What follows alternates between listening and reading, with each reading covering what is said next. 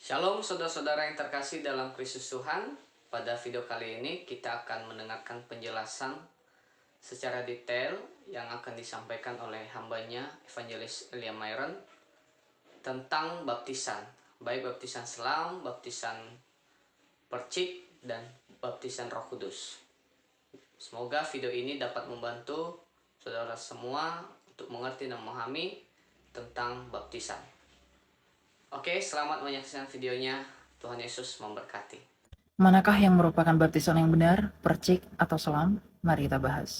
Jika kita melihat kaidah bahasa Yunani, arti baptis dan percik tentunya dua hal yang berbeda. Baptis memiliki bahasa Yunani baptizo, sedangkan percik memiliki bahasa Yunani rantizo.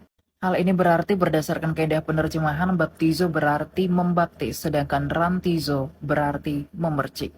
Jadi secara klasik dan umum, arti kata bapto atau baptizo yakni mencelupkan ke dalam air, menenggelamkan ke dalam air, atau meletakkan sesuatu ke dalam air. Lalu bagaimana halnya dengan baptisan percik?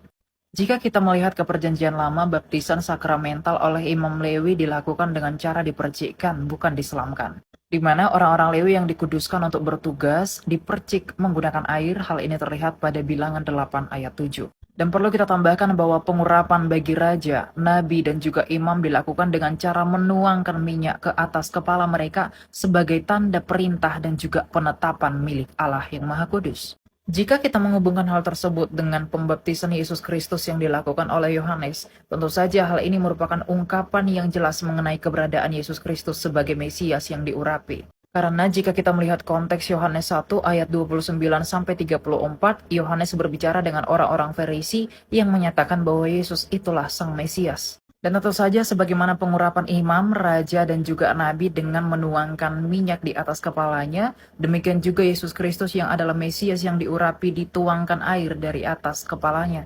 Di mana tentu saja hal ini relevan dengan baptisan Roh Kudus, yang artinya Roh Kudus turun ke atas mereka untuk berkarya, bukan ditenggelamkan di dalam Roh Kudus. Hal ini tentunya dapat kita rujuk dari Matius 3 ayat 11 dan Markus 1 ayat 8. Jadi, dari hal ini dapat kita lihat dengan jelas bahwa baptisan percik tidaklah salah dan memiliki landasan yang alkitabiah. Namun jika beberapa dari teman-teman kukuh pada baptisan selam dan kemudian menyalahkan baptisan percik, lalu bagaimana halnya dengan baptisan Roh Kudus? Apakah orang diselamkan atau ditenggelamkan di dalam Roh Kudus dan menggunakan Roh Kudus? Tentu saja tidak. Jadi baik baptisan selam dan juga baptisan percik merupakan baptisan yang benar dan alkitabiah. Karena perlu kita ketahui bahwa baptisan air tidaklah menyelamatkan. Kitab suci menyatakan bahwa kita harus memiliki satu iman dan satu baptisan. Satu baptisan tersebut merujuk kepada satu baptisan di dalam nama Bapa, Putra, dan Roh Kudus, bukan dengan metode apa.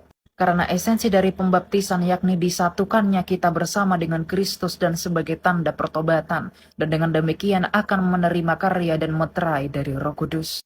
Dan dengan demikian pula lah kita dilahirbarukan dan dipersatukan dalam kematian dan kebangkitan Yesus Kristus. Amin.